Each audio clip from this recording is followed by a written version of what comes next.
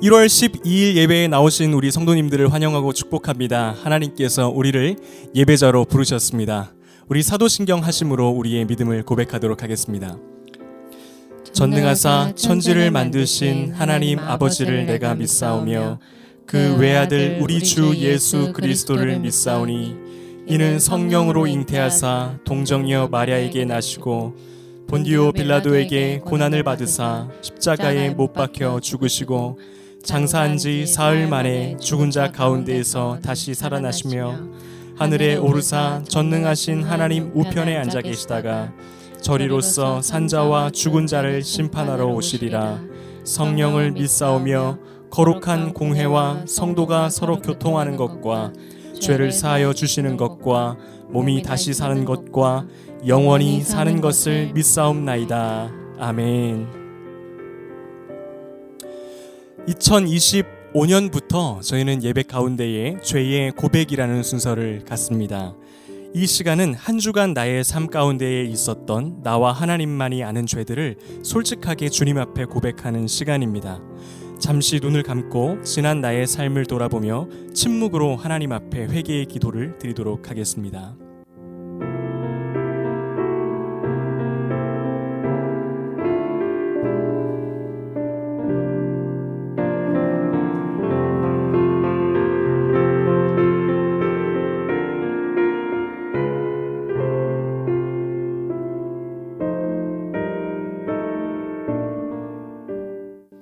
친히 나무에 달려 그 몸으로 우리 죄를 담당하셨으니 이는 우리로 죄에 대하여 죽고 의에 대하여 살게 하려 하심이라. 그가 채찍에 맞음으로 너희는 나음을 얻었느니라. 아멘. 네, 우리 이 시간 함께 찬양하겠습니다. 이 눈에 아무 증거 아니 배워도 함께 찬양합니다. 이 눈에 아무 증거 아니 배워도 믿음만을 가지고서 늘 걸으며 이 귀에 아무 소리 아니 들려도 하나님의 약속 위에서 걸어가세 믿음 위에 서서 나가세 근심 버리고 걸어가세 믿음 위에 서서 눈과 귀에 아무 증거 없어도 이 눈에 보기에는 어떠하든지 이미 얻은 증거대로 늘 믿으면 이 맘에 의심 없이 살아갈 때에 우리 소원 주 안에서 이루리. 걸어가세 믿음 위에 서서 나가세 의심 버리고 걸어가세 믿음 위에 서서 눈과 귀에 아무 증거. 우리 3절입니다. 주님의 거룩함을 두고 맹세한 주 하나님 아버지는 참 미쁘다. 그 귀한 모든 약속 믿는 자의 능치 못할 무슨 일이 걸어가세 믿음 위에 서서 나가세 의심 버리고 걸어가세 믿음 위에 서서 눈과 귀에 아무 증거 없어도 내가 매일 기쁘게 순례의 길 행함은 주의 팔이 나를 안보함이요. 내가 주의 극복을 받는 참된 비결은 주의 영이 함께함. 성령이 계시네 할렐루야 함께 하시네.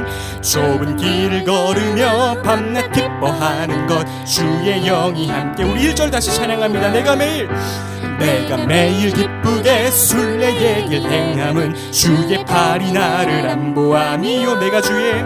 내가 주의 큰 복을 받는 참된 비결은 주의 영이 함께함이라. 성령이 계시네 할렐루야 함께 하시네. 좁은 길을 걸으며 밤낮 기뻐하는 것 주의 영이. 우리 4절 찬양합니다. 세상 모든 욕망과 나의 모든 정욕은 십자가에 이미 못을 박았네. 어두운 밤이 지나고 무거운 짐 벗으니 주의 영이 함께함이라. 성령이 계시네 할렐루야 함께 하시네. 좁은 길을 걸으며 밤낮 기뻐하는 것 주의 영이 함께함이라. 성령이 계시네. 할렐루야 함께하시네.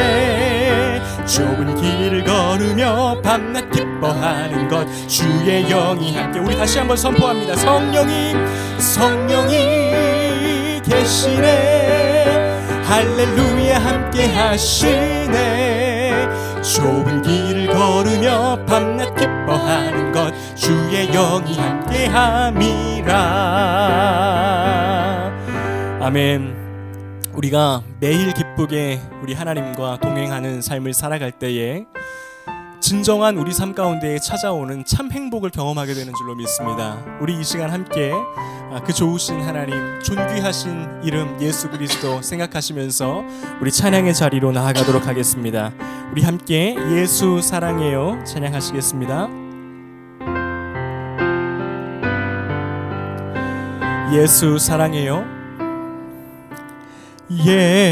예수 사랑해요.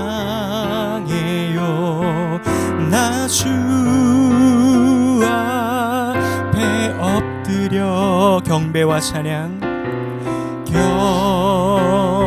경배와 찬양 함께 드리네. 우리 한 번 더 찬양합니다. 예수 사랑해요.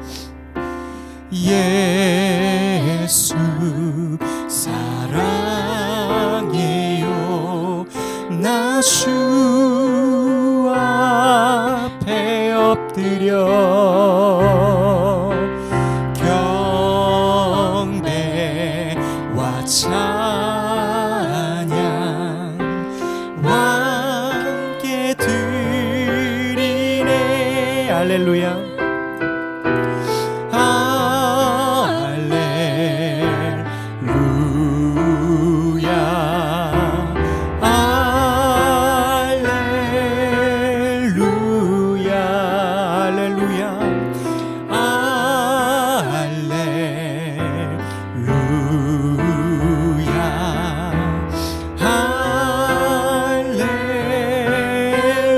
찬양합니다. 예수 사랑해요. 예수 사랑해요. 나 주 앞에 엎드려 아멘 경배와 찬양 함께 드리네. 우리 마음을 담아 찬양합니다. 할렐루야.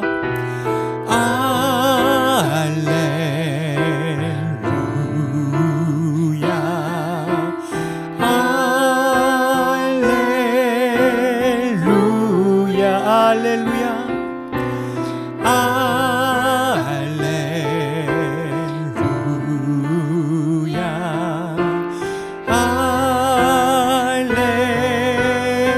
할렐루야.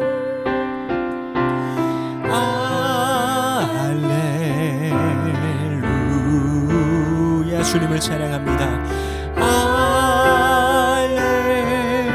할렐루야.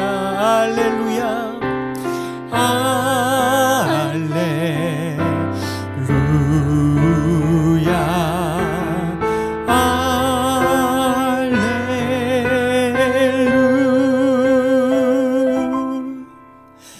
하나님 감사합니다. 귀하신 우리 하나님의 이름을 경배하고 찬양하기 위하여 주님 저희가 이 자리로 나아왔습니다.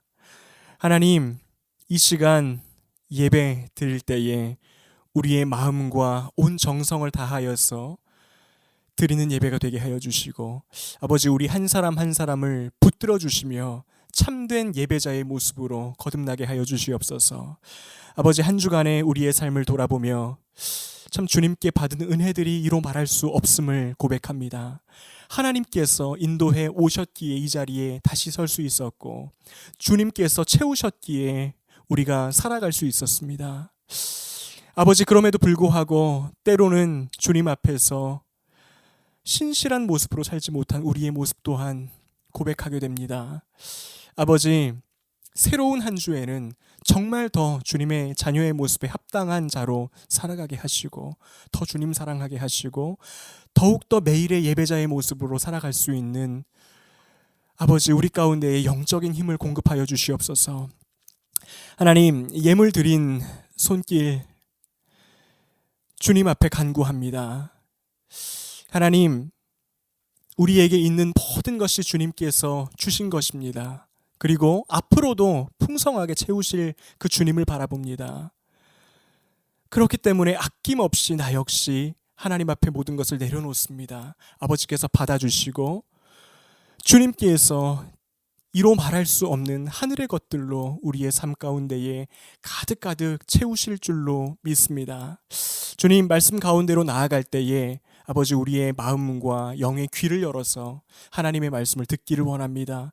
아버지, 성령께서 우리와 함께 하여 주셔서 주의 말씀을 통하여 새롭게 하시고 변화되게 하셔서 더욱더 주님의 뜻을 알아가고 주님의 뜻에 합한 자들이 되어가는 기쁨을 허락하여 주시옵소서. 이 모든 것을 주님께 올려드리오며 살아계신 우리 주 예수 그리스도의 이름으로 간절히 기도드립니다. 아멘.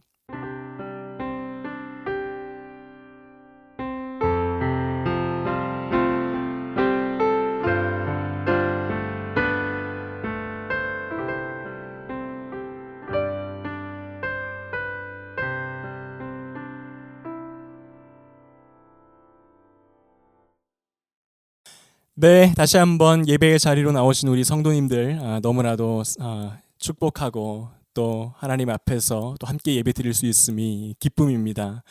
날씨가 너무나 많이 추워졌습니다. 이제 영하 10도 밑으로 떨어지는 추운 날씨가 됐습니다. 또 독감도 유행이라고 합니다. 그래서 우리 성도님들 언제나 영육간에 강건하셔서 또 매일의 삶 가운데에 하나님의 은혜를 누리는 데에 불편함 없는 그러한 매일이 되시기를 축복합니다. 또한 벌써 1월 중순이 되었는데요. 정말 저희가 새해 했던 하나님 앞에서의 다짐을 잊지 않고 계속해서 믿음으로 이 길을 달려내는 축복이 있기를 또한 소망합니다.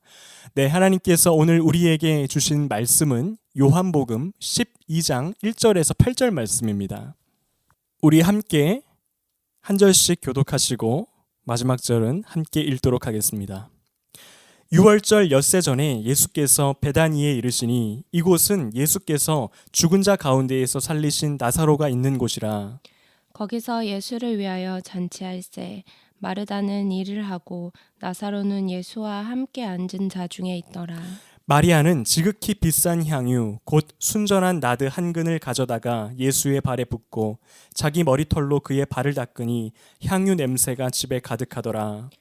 제자 중 하나로서 예수를 잡아줄 가룟 유다가 말하되 이 향유를 어찌하여 300데나리온에 팔아 가난한 자들에게 주지 아니하였느냐 하니 이렇게 말함은 가난한 자들의 생각함이 아니요 그는 도둑이라 돈깨를 맞고 거기 넣는 것을 훔쳐가미러라. 예수께서 이르시되 그를 가만히 두어 나의 장례할 날을 위하여 그것을 간직하게 하라. 가난한 자들은 항상 너희와 함께 있거니와 나는 항상 있지 아니하리라 하시니라. 아멘. 파리나무 십자가 소년 합창단이라는 프랑스의 소년 합창단이 있습니다. 8살에서 18살까지의 아이들로 이루어진 합창단인데요.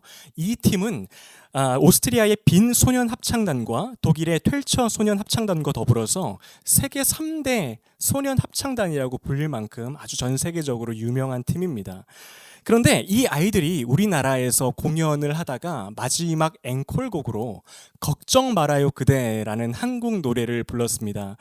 제가 이 합창단의 그 노래를 듣고 정말 그 외국 아이들이 조금은 어설픈 한국어 발음으로 이 걱정 말아요 그대라는 노래를 부르는 것을 듣고 좀 정말 새로운 감동이 있었습니다. 원곡에서는 또 느끼지 못했던 새로운 참 그 아름다움이 느껴졌는데요. 이 곡의 가사를 보면 이러한 표현이 있습니다. 지나간 것은 지나간 대로 그런 의미가 있죠. 떠난 이에게 노래하세요. 후회 없이 사랑했노라 말해요. 정말 진심으로 누군가를 사랑했다면 그 대상을 떠나보내는 아픔을 겪더라도 그것조차도 의미 있는 것이라는 이야기입니다. 정말 이 사랑에 대해서 너무나도 아름답고 그리고 잘 표현해낸 노래라고 할 수 있습니다. 그런데 이처럼 수많은 예술가들이 인간의 사랑에 대해서 이렇게 아름답고 너무나도 참 현란한 말로 우리에게 기쁨을 주지만 사실 우리가 현실에서 하는 이 인간의 사랑이라는 것을 보면요, 꼭 아름다운 것만은 아니라는 것을 알 수 있습니다. 사실 우리가 이렇게 사랑에 대해서 너무나도 좋아하고 기뻐하고 또한 아름답게 여기지만 사실은 그와 동시에 그와 더불어서 우리에게 가장 아픔을 주고 상처를 주는 건 역시 이 사랑이라는 감정입니다. 이 땅에서 우리는 많은 종류의 사랑을 주고받으면서 살아갑니다. 남녀 간의 사랑도 있고 부모와 자녀 간의 사랑도 있고요. 또 친구나 동료와 주고받는 사랑이 있습니다. 그리고 하나님에 대한 사랑도 있습니다. 사실 이 모든 것들은 분명히 아름답고 좋은 겁니다. 하지만 우리가 부인할 수 없는 사실은 우리는 때때로 이러한 사랑을 하는 가운데에서 심한 상처를 받기도 하고요. 이 사랑 때문에 좌절하기도 한다라는 겁니다. 빈센트 반 고흐가 자신의 남동생에게 보낸 편지에 이런 내용이 적혀 있었습니다. 나는 언제나 사랑을 원하지만 그 사랑은 항상 나를 아프게 만든다라는 말을 했습니다. 이 참 누구나 공감할 수밖에 없는 말입니다. 그래서 어떤 사람은 애초에 상처받지 않기 위해서 나는 아무도 사랑하지 않으면서 살리라고 다짐을 합니다.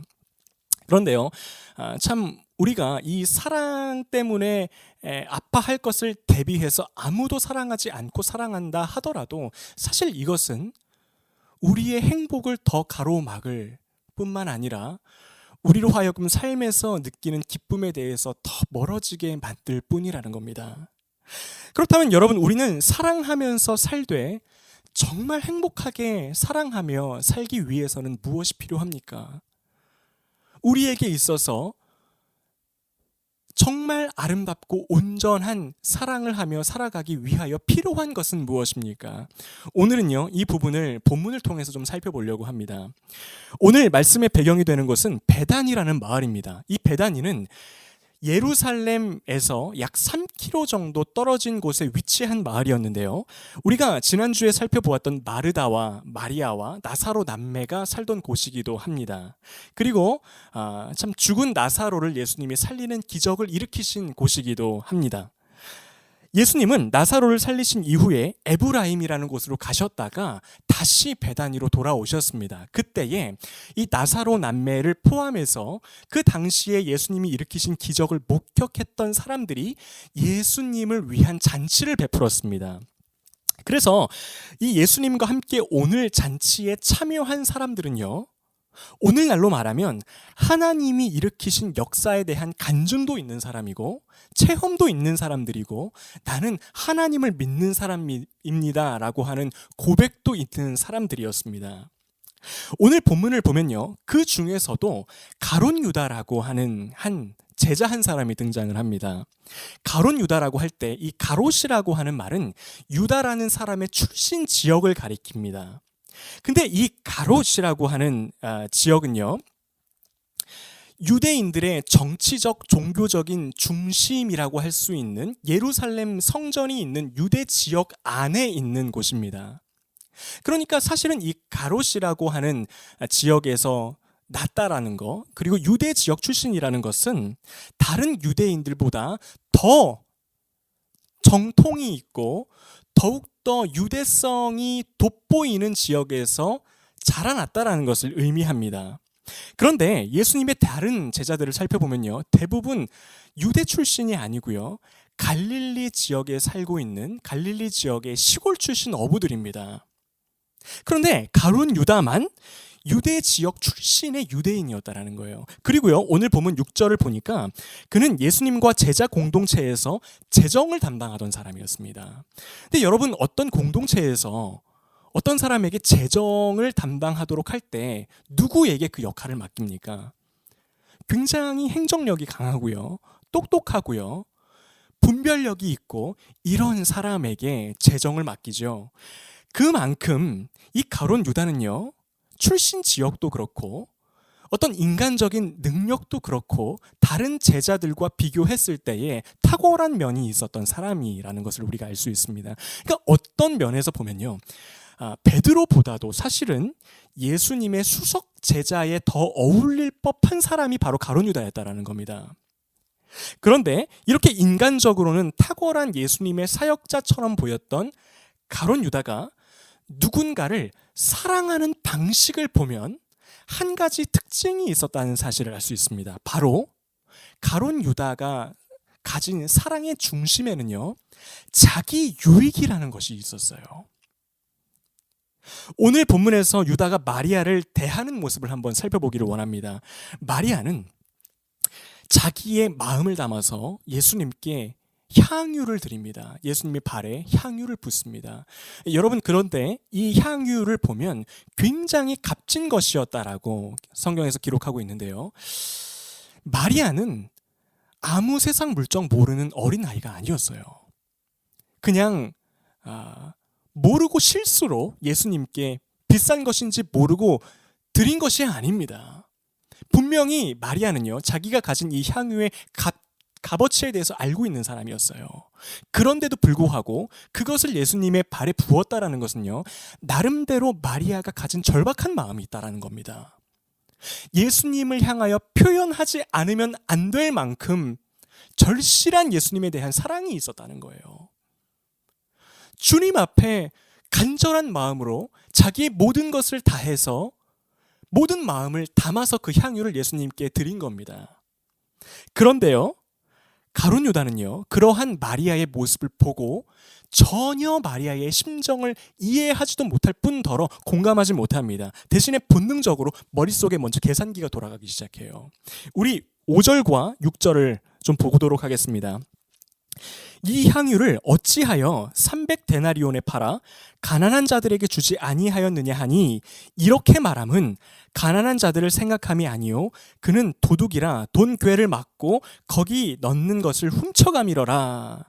가장 먼저 가룟 유다는요, 마리아의 행동을 보자마자 그 향유를 돈으로 환산하면 어느 정도의 이 값이 되는지를 계산해냈습니다.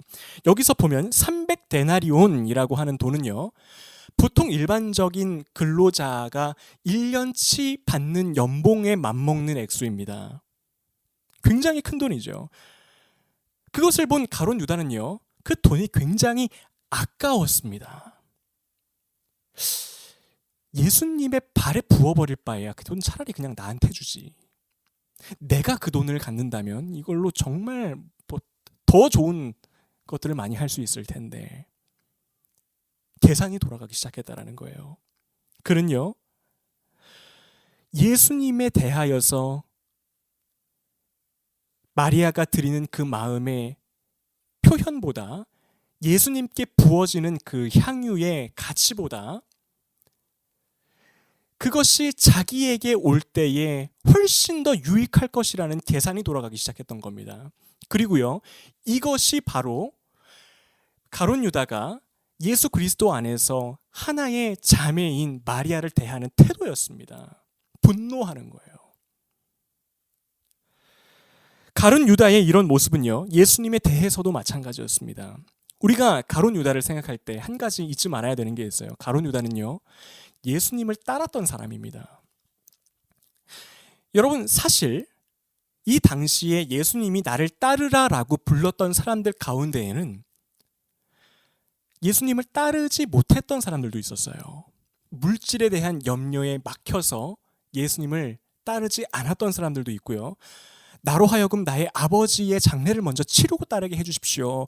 가족들을 챙기느라고 예수님 앞에 순종하지 못한 사람들도 있었습니다. 그런데 가룟 유다는 자기의 일정한 삶을 모두 다 내려놓고 예수님을 따르는 자리까지 나아갔던 사람이라는 겁니다.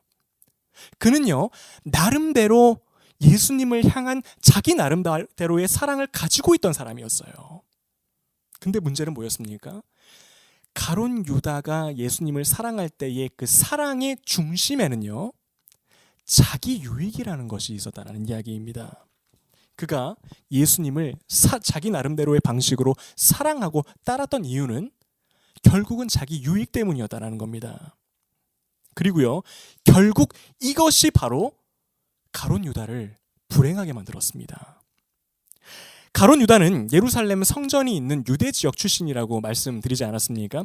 그런데요, 이 성전을 중심으로 하는 유대교 신앙을 가지고 있던 많은 유대인들은 이러한 열망이 속에 있었어요. 언젠가는 메시아가 이곳으로 오셔서 우리를 로마의 압제로부터 해방시켜 줄 것이야 라고 하는 구약의 선지자들의 예언을 고대하고 있었던 신앙의 모습들이 있었습니다. 그런데 그들이 기대하고 기다렸던 메시아는요, 예수님과 같은 메시아가 아니라 강력한 정치 지도자와 같은 모습이었어요. 군대 장관과도 같은 모습이었습니다. 그래서 강력한 리더십을 발휘해서 이 당대 최강국이었던 로마를 부서뜨리고 다시 한번 이 다윗 왕국의 영광을 재현할 수 있는 그러한 영웅적인 모습의 메시아를 기다리고 고대했습니다. 그런데 어느 날 가룟 유다의 눈에 예수님이 나타나셨습니다. 계산이 빠르고 똑똑했던 가룟 유다가 보기에 예수님은 평범하지 않은 사람이었어요. 범상치 않은 분이었습니다. 그래서 그는 생각을 합니다. 어쩌면 이가 우리가 그토록 기대하고 열망했던 메시아일 수도 있겠구나라는 생각이 들었습니다. 그러면요, 머릿속에 굉장히 계산기가 빠르게 돌아갔던 가룟 유다의 입장에서는 빨리 예수님 편으로 붙어야 됐었습니다. 왜 그렇죠? 언젠가는 예수님이 로마 제국을 쳐부수고 새로운 왕국을 건설하게 될 때 자기가 그 옆에 있어야 자기에게도 떨어지는 것이 있기 때문이에요. 예수님 옆에 붙어 있어야 예수님이 나중에 왕이 되셨을 때 자기도 한몫 챙길 수 있기 때문입니다. 그런데 시간이 지나면서 이 가룟 유다의 생각에는 조금씩 변화가 생겨나기 시작해요. 가룟 유다가 가만히 예수님을 보니까요, 예수님이 정말 왕이 되고 싶으시면 그렇게 행동해서는 안 되는 거예요. 정말로 예수님이 로마를 쳐부수고 위대한 왕국을 건설할 수 있는 메시아라고 한다면 가난한 자들이나 약한 자들과 어울리면 안 됐습니다. 오히려 강한 사람들을 찾아다니고 그들과 인맥을 쌓고 그들을 자신의 편으로 만들어야 하는데 예수님은 정반대로 행동하시는 겁니다.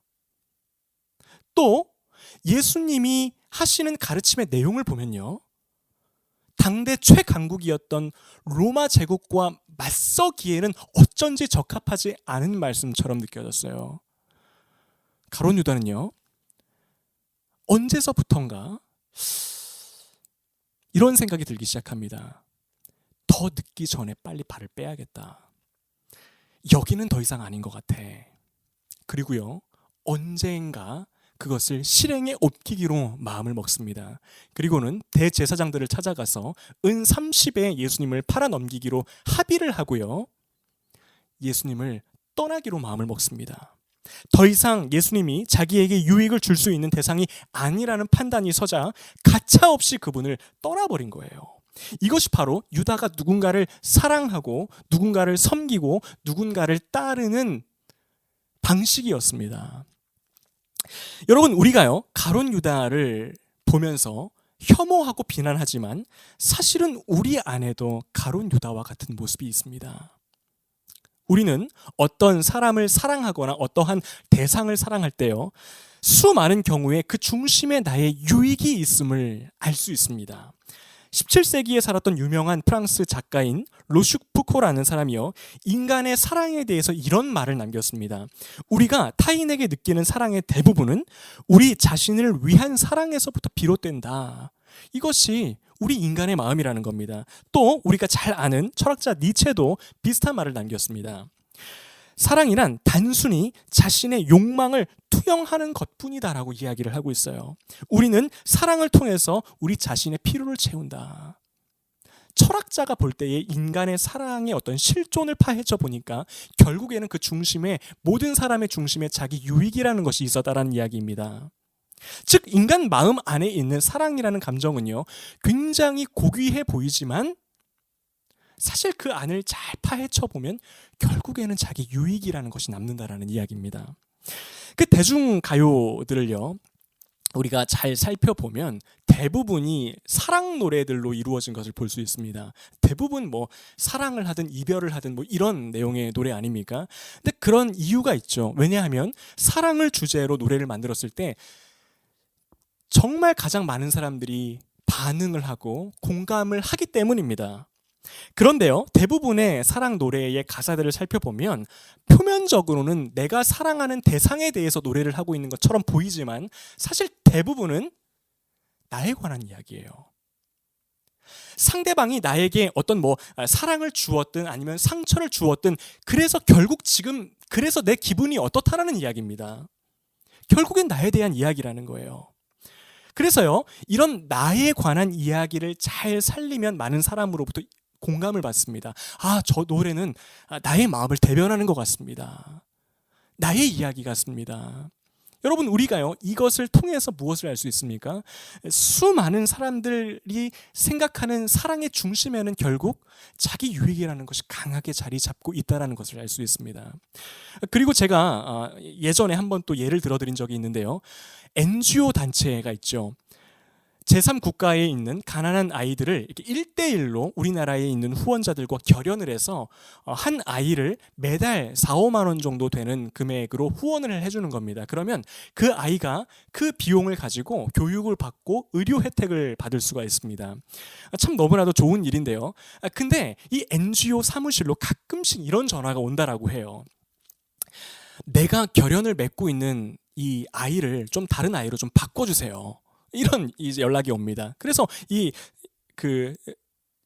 직원분들이 놀라서 왜 그러십니까? 무슨 일이세요? 라고 하면 이렇게 이야기를 한다는 겁니다. 내가 매월 이만한 금액을 후원하고 있는데 같이 후원하고 있는 옆에 친구를 보니까 그 결연하고 있는 아이가 편지를 굉장히 길게 써주면서 아주 다양한 이야기들을 해주던데 내가 결연하는 아이는 뭐 편지에 별로 내용도 없고 길이도 짧고 어떨 때는 안 올 때도 있고 이렇습니다. 내가 후원하는 보람이 없습니다. 다른 아이로 바꿔주세요. 이런 전화가 가끔씩 온다라고 합니다. 여러분, 이것을 보면요, 사실 우리가 하는 사랑이라는 것이 참 아름다워 보이면서도 얼마나 나중심적으로 사랑을 하는지 알 수가 있습니다. 그런데요, 바로 이것이 우리가 사랑을 할 때 우리에게 상처를 내고 아픔을 가져다 준다는 사실입니다. 왜냐하면 성경에 따르면 우리가 사랑하는 모든 대상은요, 애초에 우리에게 궁극적인 만족이나 유익을 줄 수 없는 존재라고 말씀하고 있기 때문입니다. 이사야서 2장 22절을 보면 이렇게 기록되어 있어요. 너희는 인생을 의지하지 말라. 그의 호흡은 코에 있나니 샘할 가치가 어디 있느냐. 그런데요, 이 이사야 2장 22절을 원문에 가깝게 직역을 하면 이렇게 말할 수 있습니다. 너희는 숨이 코에 있는 사람에게서 떠나라, 이렇게 말씀하고 있어요. 그것이 샘할 가치가 어디 있느냐, 이렇게 말씀하고 있습니다. 이건 뭡니까? 그 어떠한 대상도, 코에 숨이 있는 그 어떠한 대상도 사실은 우리를 채워낼 수 없다라는 거예요. 우리에게 유익을 줄 수 있는 존재가 아예 아니라는 겁니다. 숨이 코에 있는 사람에게서 떠나라. 샘할 가치가 없는 존재야. 이렇게 이야기하고 있습니다. 그리고요, 시편 146편 3절 4절도 같은 말씀을 하고 있습니다. 귀인들을 의지하지 말며 도울 힘이 없는 인생도 의지하지 말지니 그의 호흡이 끊어지면 흙으로 돌아가서 그날에 그의 생각이 소멸하리로다. 똑같은 말씀하고 있습니다. 네가 사랑하는 그 대상은 애초에 너에게 궁극적인 유익을 줄 수 있는 대상이 아니야. 그것을 기대하며 살아간다면, 그 사랑의 중심에 자기 유익이라는 것이 있다면 결국에 너희는 상처받게 될 거야. 이 말씀입니다. 예를 들어서요, 부모님들이 보통 제일 많이 사랑하면서 제일 많이 기대하는 대상이 누구입니까? 자녀들이죠. 그런데 사실 부모님들이 자녀들에게 어떤 기대감을 갖는 것은 사실 어느 정도 자연스러운 현상입니다. 그런데요, 부모님들의 마음 가운데에 자식을 향한 사랑의 중심에 자기 유익이 있으면 어떠한 현상이 일어나냐 하면요, 자녀가 내 마음에 들지 않게 살면 분노가 일어납니다. 화가 나요. 내가 지금 저 녀석을 어떻게 키우고 있는데, 어떻게 키웠는데 저것밖에 못하나. 분노가 일어납니다. 그러면요, 여러분, 그 부모와 자녀의 관계는 서로 너무 사랑하는 사이기는 하지만 절대 행복할 수 없다라는 거예요. 바라는 것이 있기 때문에. 그래서 오히려 우리는 우리가 사랑하는 모든 대상에 대하여 바라는 것이 없을 때 훨씬 더 행복하게 살아갈 수가 있습니다. 사랑할 수가 있습니다. 즉, 내가 사랑을 쏟는 그 대상의 반응에 내가 자유할 때, 내가 누군가를 사랑할 때에 그 대상이 보이는 반응에 대해서 내가 자유할 때 훨씬 더 우리는 행복하고 기쁘게 사랑할 수 있다는 겁니다. 자기 유익이 내 사랑의 중심이 있을 때는요, 내가 100이라는 것을 저 대상에게 주었을 때 적어도 8, 90은 나에게 돌아와야 행복감을 느껴요. 그것이 오지 않으면 상처를 받습니다. 좌절을 합니다. 아픔을 겪습니다. 그런데 내가 100을 주었는데 상대방이 아무것도 주지 않아도 그 자체만으로도 기쁨을 누릴 수 있다면 우리가 하는 이 사랑은 훨씬 더 행복해질 수 있다는 거예요. 그냥 내가 그 대상을 사랑하는 그 자체만으로도 만족감을 얻을 수 있다면, 내가 그 누군가를 향하여서 사랑을 쏟아붓는 그 행동 자체만으로도 나에게 기쁨이 된다면 우리가 사랑하는 모습은 훨씬 더 행복한 모습이 될 거라는 이야기입니다. 그러면 어떻게 해야 우리는 이 자기중심적인 사랑에서 벗어나서 훨씬 더 자유하게 사랑하며 살 수 있을까요? 어떻게 하면 이것에 대해서 더욱더 우리가 얽매이지 않고 사랑하며 행복하게 살아갈 수가 있습니까? 어떻게 하면 우리에게 아픔을 주고 상처를 내는 주범인 자기중심적 사랑에서 완전히 해방될 수 있는 기쁨을 누릴 수 있습니까? 그것은요, 예수님이 나를 어떻게 사랑하셨는지를 정말로 깨닫는 순간 거기서부터 자유할 수가 있습니다. 이것이 바로 키포인트라는 거예요. 예수님이 나를 어떻게 사랑하셨는지를 정말로 깨달을 때 우리는 여기서부터 자유할 수 있게 됩니다. 마리아가 예수님의 발에 자기가 가진 값비싼 향유를 붓자 가룟 유다가 분노합니다. 그런데 그 모습을 본 예수님께서요, 7절에서 이렇게 말씀하십니다. 예수께서 이르시되 그를 가만히 두어 나의 장래할 날을 위하여 그것을 간직하게 하라. 이 구절을 세 번역으로 보니까 이렇게 말씀하고 있습니다. 그는 나의 장사날에 쓰려고 간직한 것을 쓴 것이다. 우리가 이 구절을 그냥 언뜻 보면요, 마리아가 예수님이 십자가에 달려 죽으실 것을 뭔가 미리 알고 있었던 것처럼 느낄 수 있습니다. 하지만 그렇기보다는 예수님께서는요, 지금 마리아의 행동을 보시고 그것을 영적으로 해석하고 계시는 거예요. 마리아가요, 예수님께 보인 행동은요, 이러한 의미를 갖습니다. 내가 가진 것 중에서 가장 값진 것조차도 예수님 앞에서는 아무것도 아닌 것에 불과합니다. 예수님이 이제 곧 십자가에 달려 돌아가시면 주님이 내 옆에 계실 때에 내가 누릴 수 있었던 모든 유익을 더 이상 내가 누릴 수 없을지도 모릅니다. 하지만 나는 개의치 않습니다. 주님으로부터 받을 수 있는 눈에 보이는 유익이 없더라도 나는 예수님을 끝까지 나의 모든 것을 다 바쳐서 사랑합니다. 이러한 마리아의 고백의 의미가 담겨 있는 겁니다. 그럼 여러분, 마리아는요, 어떻게 가룟 유다와는 달리 이러한 순전한 사랑을 예수님께 올려드릴 수 있었습니까? 이것은 마리아가 우리보다 더 낫기 때문이 아니에요. 마리아가요, 인간적으로 가룟 유다보다 더 훌륭해서도 아닙니다.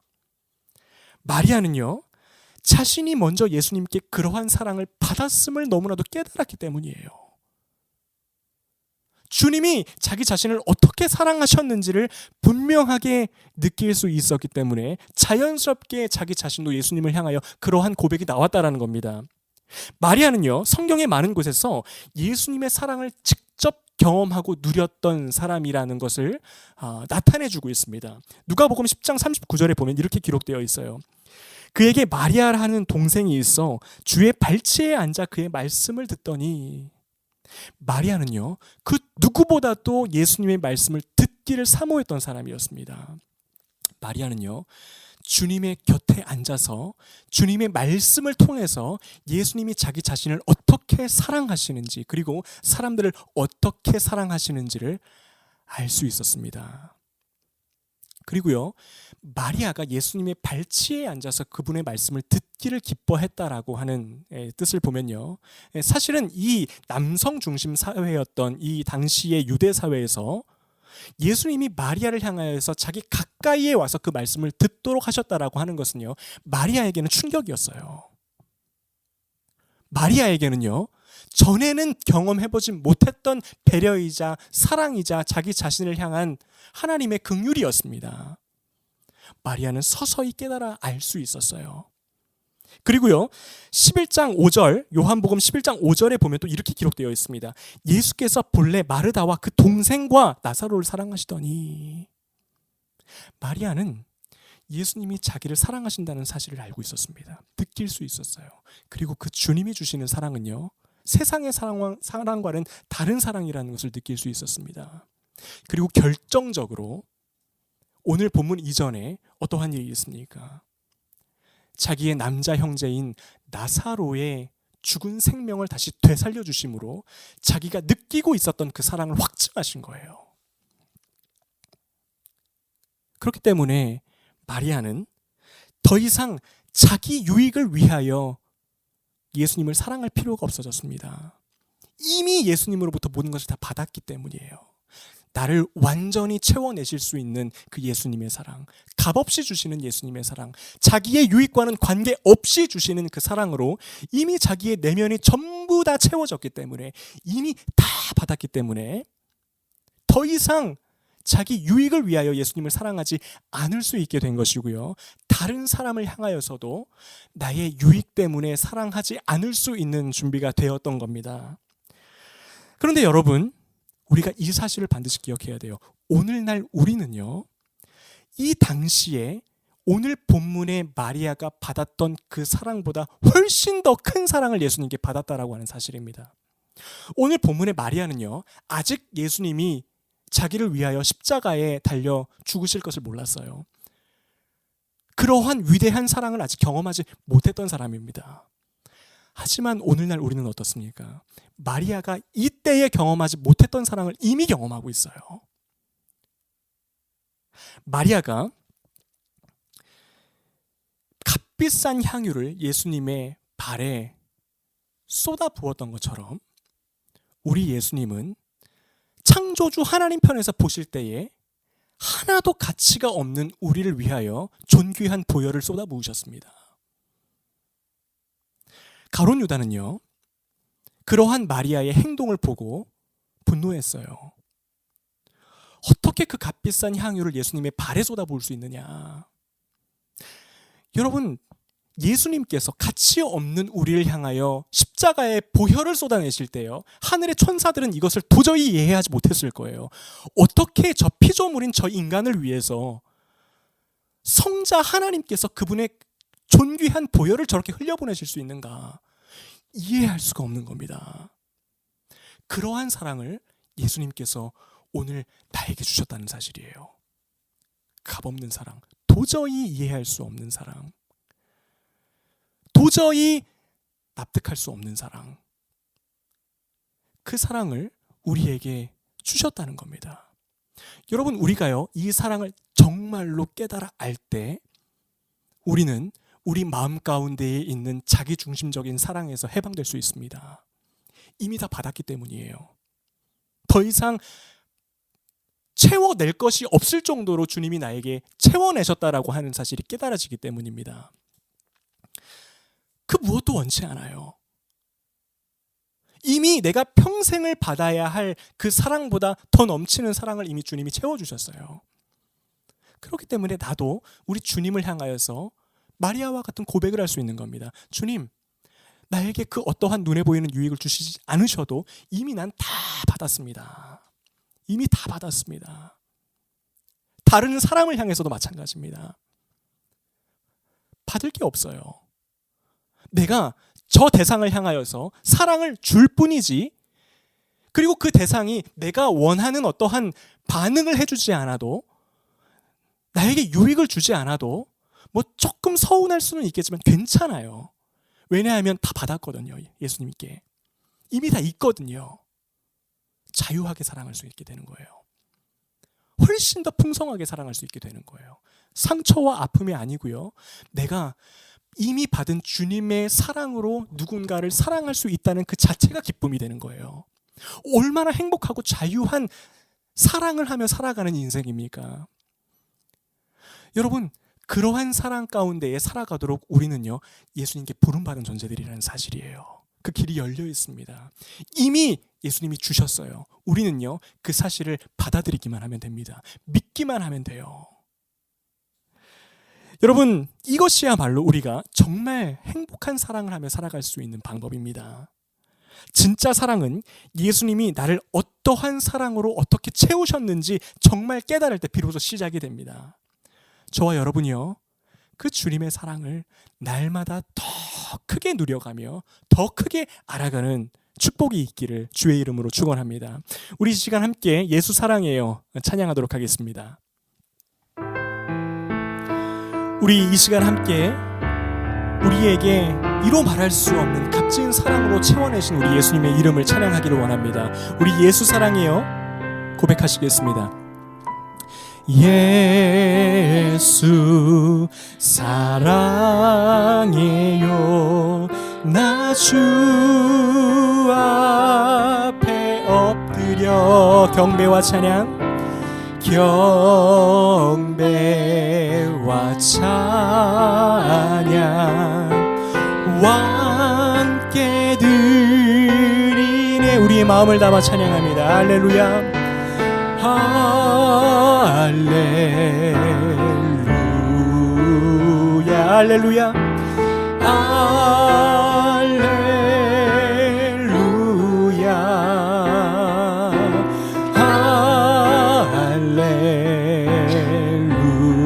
할렐루야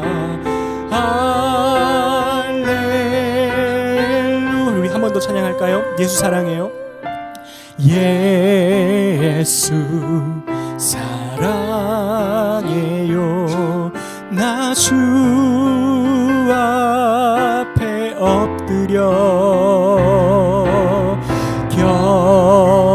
경배와 찬양 왕께 드리네 주님의 사랑을 찬양합니다. 할렐루야 할렐루야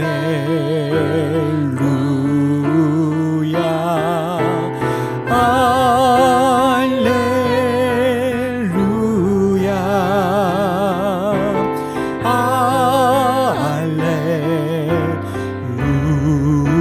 할렐루야 할렐루야 우리 이 시간 함께 통성으로 기도하겠습니다. 우리 이렇게 기도하면 좋겠습니다. 하나님,